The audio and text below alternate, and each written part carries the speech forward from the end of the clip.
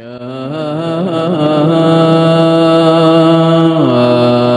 أيها الإنسان ما غرك بربك الكريم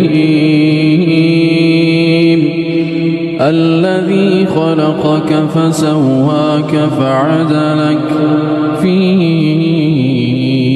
أي صورة ما شاء ركبك.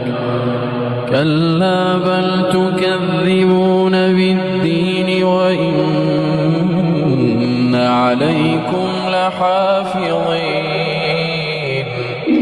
كراما كاتبين يعلمون ما تفعلون.